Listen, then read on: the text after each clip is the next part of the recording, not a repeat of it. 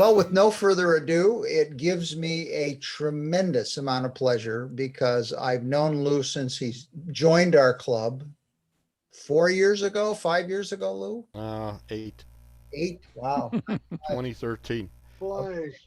And the fact that he's stepping up a little out of his comfort zone, doing this, doing the camera thing and everything, he's put a lot of work into this, as he always does. I've seen a couple programs that he did with the vets. I was very impressed. I think you guys are in for a very interesting evening. He's picked a fly that we've never done before, a balanced leech, which is a very interesting technique. And we're looking forward to it, Lew. So with no further ado, sir, it's you. Okay. Um, what I've got here is called a balanced leather leech. And I'm going to get it up in a second. That's what it looks like close up on the microscope. And to get a from a distance, I've got one over here. It's tied on a number 10 Umpaqua XC400BL. It's a barbless hook with a it's got a bend on the end. It's about 60 degrees. Uh, I get this magazine called Fly Fisherman, which I'm sure a lot of you guys get. They call it a balanced leather leech, purple version by a guy by the name of Matt Winkler. And it's supposed to be a general purpose fly for still waters, and it says it's good for trout and carp. And I also think it would be good for walleye, bass, crappie, and perch on a lake. Um, I've tied it, and I've actually gone fishing with it a couple of times. I haven't caught any fish yet because I'm still learning how to use it, and I've got to use it below an indicator, probably 2 to 4 feet below. And I'm fishing it on local ponds and lakes where there's a population usually of carp, and there's some crappie in there, and naturally there's bluegills, but I don't think the bluegills will take it. They're just too small usually. So I'm going to continue experimenting with it, but what interested me is that it was a leech, and before I went to fly fishing, I used to go up to Minnesota on the lakes up in Boundary Waters and in an area around Cass Lake called Steamboat Lake. And the number one bait for any kind of fish in those lakes was leeches. So that's what interested me. And since I started fishing them, I found out that on the recipe that was in the magazines, they tell you to use a 1/8 inch tungsten bead. And I found out tungsten is too heavy. So I went to a brass bead, a black one. It's called a Cyclops bead eyes. So I'm gonna bring it up here. They're telling that's what I'm going to be using. The other one is the tungsten beads, and I just think they're too heavy because it causes the front end of the fly to keep diving down, and you want to be able to keep it kind of level and swim it underneath an indicator. I'm going to go through this. I'll show what the materials are first, and then I'll try and tie one. First thing we're going to look at is something called Cohn's Fly Suede. And that's just like a piece of white material, and I'm going to use a purple marker to color it. Then the hook I'm going to use is the number 10 Umpaqua XC400BL. Then I need a dressmaker's pin, which is something like that your wife probably got. I went and I bought 350 of those for like $4. And then there's something called Sealex Brush Purple Peril. All right, and it's like on a wire and all this stuff. I'm not very good with dubbing, which is the original recipe called for uh, black purple Arizona semi-seal dubbing. So this stuff I think works better than dubbing. It's easier to control and it's a little bit heavier and it actually helps to balance the leech out when you swim it. So now I'm going to get started and I'm going to go over to the microscope camera and let me know if you're having trouble seeing what I'm doing.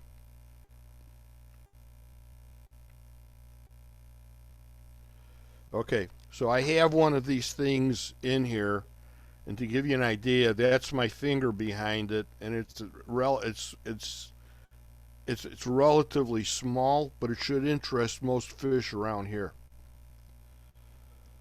So the first thing I'm going to do is I'm going to put the hook in the vise, and then I'm going to start by laying down a thread base.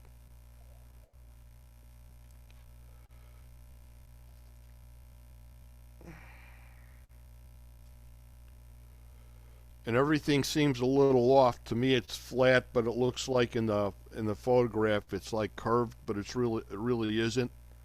I have it parallel to the deck that I'm tying on. So I'm going to lay down a thread base about halfway down the hook. And then I'm going to leave it there because the next thing I want to do is I want to prepare the cones fly suede by coloring it. So I'm going to go switch to a different camera. I'm going to cut a piece of fly suede, and then I'm going to color it purple with a Sharpie. And the Sharpie works pretty good.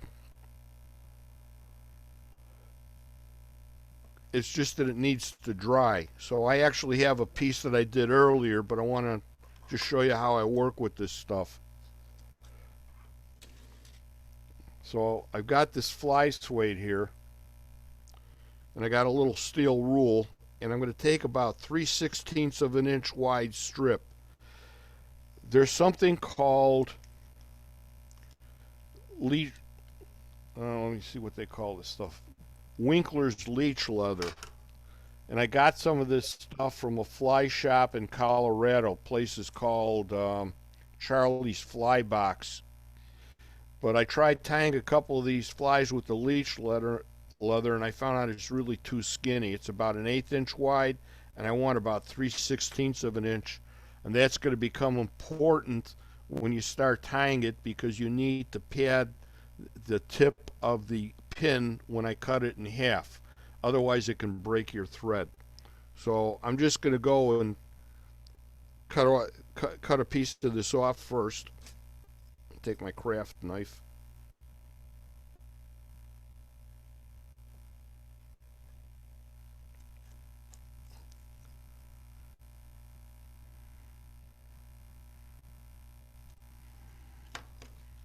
That comes off nice and smooth. And the next thing I'm going to do is take a piece of paper here so this purple marker comes off on everything, including your fingers. So the way I prevent that from getting off on my fingers is I use a one of these pointed, I forget what the name of all these tools are. Somebody can help me. But anyway, I use that to hold down the thing when I'm coloring it so I don't color my fingers. And then you got to let it dry for about 15 minutes. But I've got another piece that I did earlier today that's ready. So basically what I do is the side of the marker, I do one side, then I flip it over and I do the other side. And this works pretty good because once this dries, it becomes permanent. It doesn't bleed or anything. That's why a Sharpie is real good for doing this. And you got to go back and forth a couple of times so it totally absorbs the color, because you don't want it to turn white when it gets in the water. So now I have the piece that I did earlier today.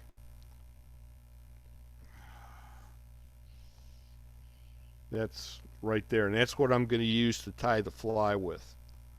But before I tie the fly, I've got to get the pin.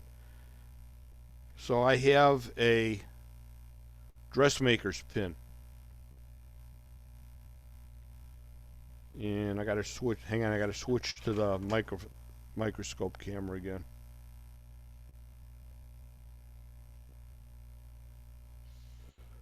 Okay, so what I'm going to do is I'm going to measure it out from about where I've got it. So I want this to go, basically I'm going to about cut this thing in half. So I got a light wire cutters here to do that with.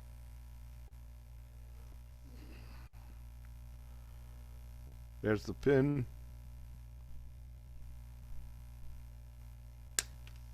And nip it off. So now I'm going to start tying this on top of the hook.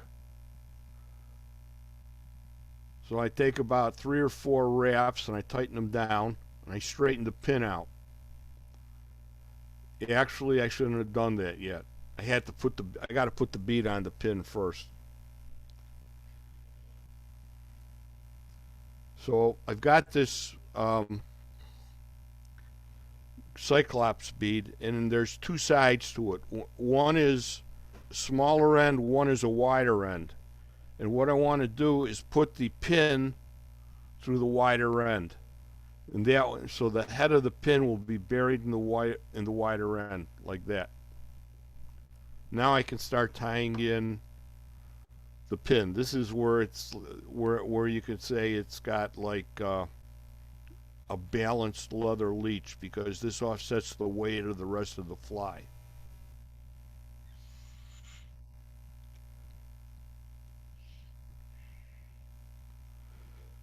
I don't want this thing to go all the way back to the bend, so I got to slide it forward before it locks down too much. And try to adjust it a little bit. I don't want that bead hanging too far out in front. Okay, so now I can tie this down.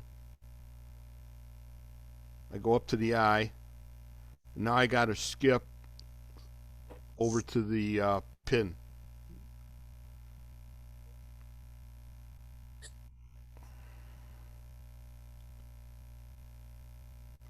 And what I'm going to do is wrap the thread till the pin is firmly against the head of the pin, or the bead is against the head of the pin, and then I'm going to build a thread dam here.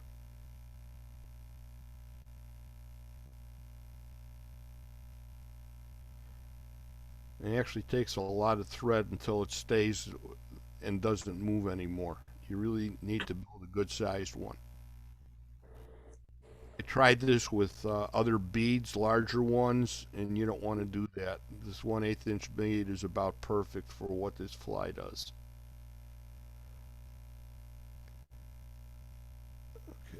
Okay. So now I'm going to run the thread back towards the bend of the hook. Now when you get down to the end, you've got a sharp end to the needle where you cut it off, and you got to be real careful there. And when we start tying on the tail, I want the tail to go over that end. That'll keep you from breaking the thread and getting frustrated. I know it did for me until I started figuring it out. So the next thing I'm going to do is I'm going to take this thing and I'm going to make it about 1.5 times the hook length.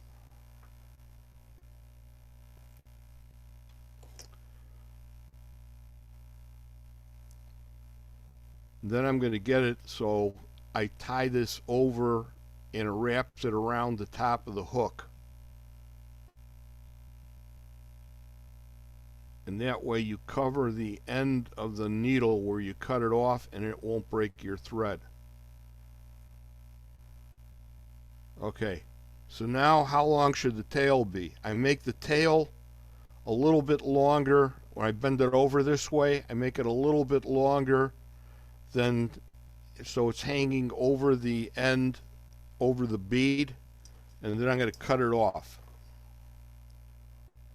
Right about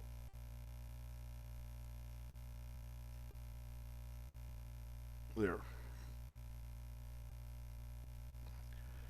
Gotta get a different scissors.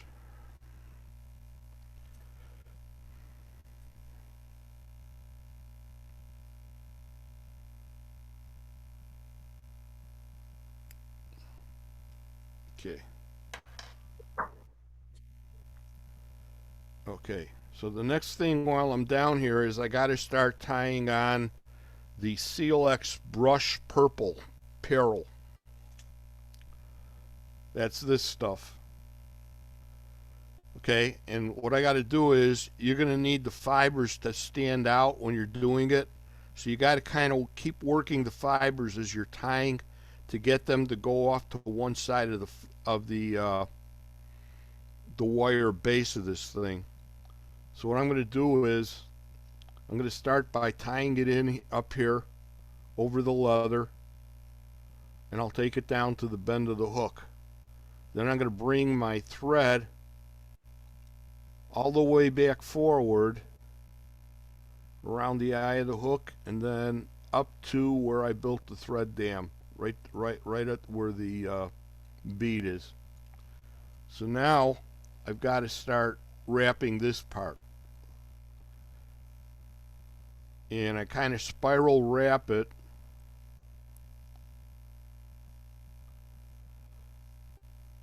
And I'm going to brush it out later with a nylon brush when I get everything done. But I want to keep all these hairs and these threads there. They're very important for when this thing gets in the water and it swims.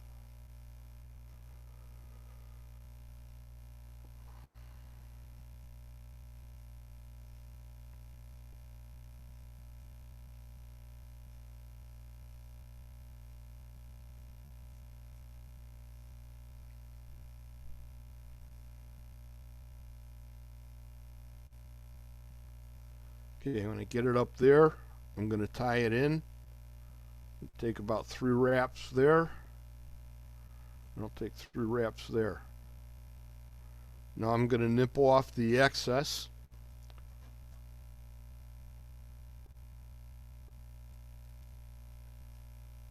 I actually got enough left over to do another fly.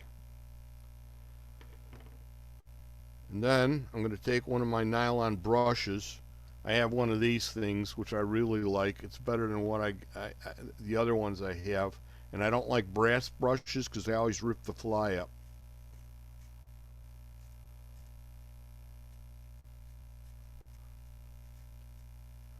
And that kind of covers the hook. And then I will use my fingers to do like 3 or 4 whip finishes. The reason why I'm using my fingers is I have never been able to master whip finishing with the tool.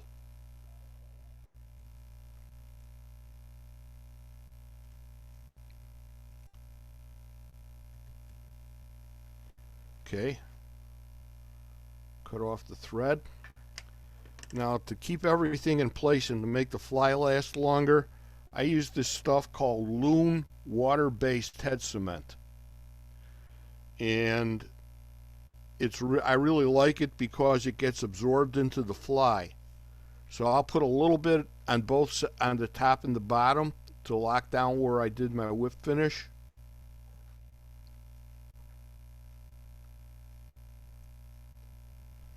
And then I will get a Q-tip and get rid of the excess cement, and it'll dry just like that. And that's it. Anybody got any questions? Hello? Lou, Yeah. with the suede, I've got a chamois that I've used for cars that I've cut into squirmy worms or sandworm worms. I've colored it and stuff like that. I'm wondering if that would be the equivalent of that Cohen suede. What's it like when it gets wet? It swells up a little bit, but not real seriously. Does it And just dangle? It's not really stiff. It just kind of, what it does is like a tail, and it's got to stream out behind the fly, because that's the way a leech might swim. And it's just the way it works for me. Yeah. And I'm trying to really learn the fly because it just, appeals to me is something that a lot of the fish I go after might be interested in. And it's basically for like lakes and ponds. It's not where you're going to have running water or anything. So you can control it as you fish it. I like it. And I just, it's a simple fly. It's easy to tie. And I just thought it would be a good thing to try out. I have another one, which is a salmon fly, but I guess I'll save that for next year. So, and that's it.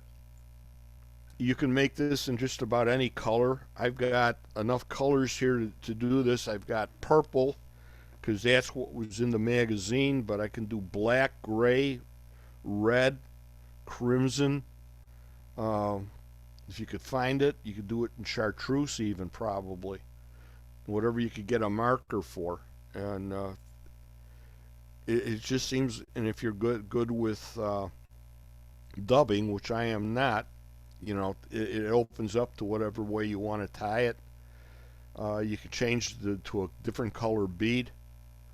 You can change the placement of how long you make the dressmaker's pin, to either extend it or shorten it.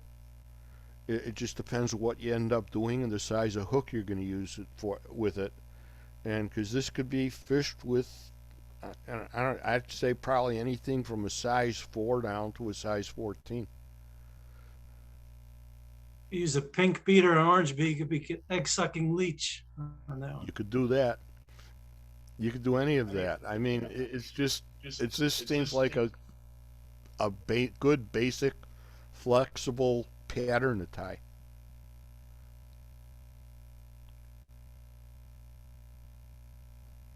Anybody else? So experimenting with balancing the fly, Lou, I assume if you move the pin in or out or change the weight of the bead, you can control the horizontal orientation of the fly? Absolutely. What if, The thing I discovered on a tungsten bead is it's just too heavy. It just makes it want to sink straight down, and you want to try and keep it kind of level when you're swimming it. So Lou, you're swimming it under the indicator, just kind of slowly pulling it back to you, or are you? Yeah, slowly moving it back. It's got to have some motion because leeches don't stay still in water. Right. And one of the places where I learned about leeches is I was many years ago on Mackinac Island, and I was going around the island. There's these ponds all along the lake, and you go into the ponds, you see these black squiggly things. I thought when the first time I was there, I was maybe 8 or 10 years old. I thought they were water snakes. They weren't water snakes. They were leeches, and they just move around wherever there's water. They don't stay still. And when I fished in Minnesota, I found that many of the fish I'd catch, say like perch and walleye and northern pike, would have these little leeches in their gills and in their scales. So they'd be all over the place. If they weren't sucking the blood out of the fish were eating the leeches. So Lou, do you do a slow retrieve, like a hand twist retrieve, or? I'd say it's got to be a slow retrieve, because you'd be fishing it in basically calm waters, and you should. And I fished it on a pond here in Lombard, and you could see down 3 or 4 feet, even though it was a real windy day. And so you could see where it's going, and you could see if there's fish coming up to it. And I didn't catch anything that day because the only thing that I could find were bluegills. But I know the pond has crappie, and it also has some carp in it. And that's what I was interested in seeing, if I could catch a carp with this thing.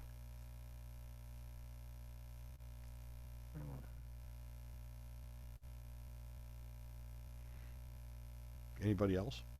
Yeah, so if you were going to use in a slow moving river, You could almost go back to the tungsten to get it down. Yeah. You know, there's like all the variation you could possibly think of with this thing and how to fish it. And when you swim it, because of all the hairy stuff in here, it all tends to move out and move back. It looks like a leech. So that's when you get all wet. And there's a lot of flash in this stuff that I used. That also might attract their attention. Of course, if you look at it, most leeches are black. Yeah. So have you tied someone just black? I got one that's in black. That's what's on my fly rod right now that I was playing with.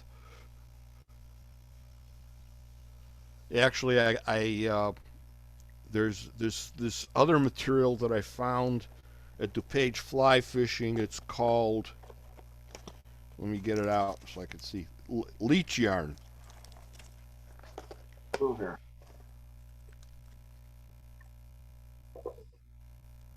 Okay. And that kind of works pretty well too. There's no wire in it, so you kind of got to adjust your where the bead is going to go to be able to offset it. So because there would be less weight around the back of the hook, so the front would want to dive more. So you got to shorten the pin that the bead is on.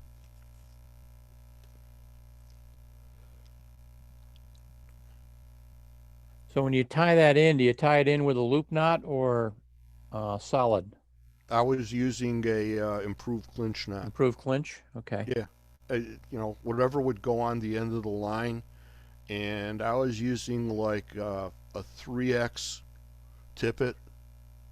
Yeah, I didn't want to do a real light one because if I could actually catch a carp, that's gonna, you know, a 3X is about 6 pound breaking weight. So if I caught a carp, a lot of the carp in these ponds are 5 or 6 pounds. Yeah.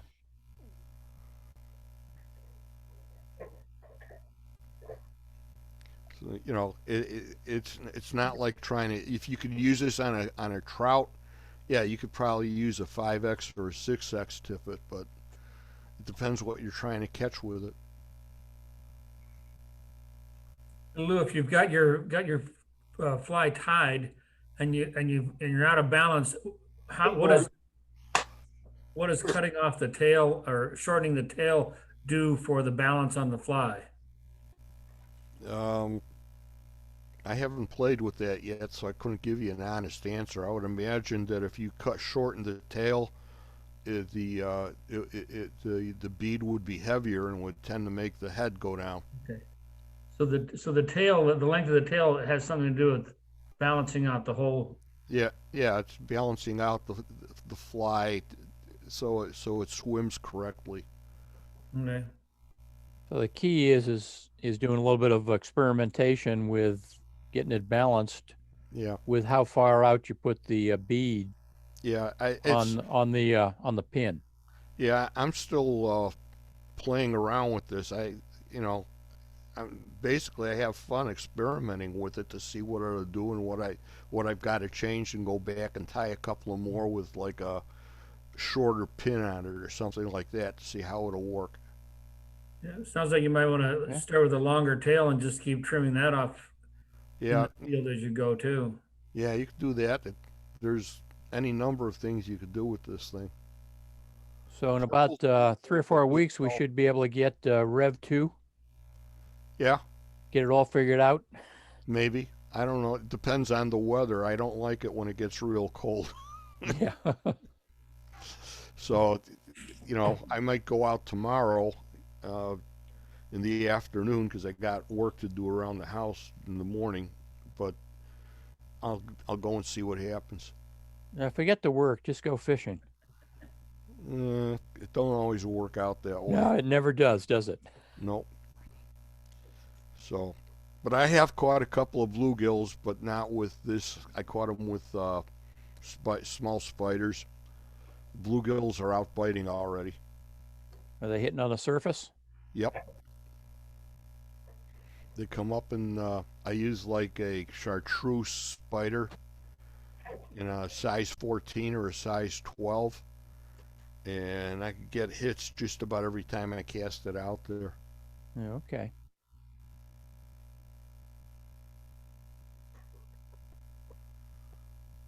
Well, Lou, this is a great fly. We appreciate you sharing it. Yeah. with- Hey, it was great, great tie, Lou. Thank you. Yeah, very nice.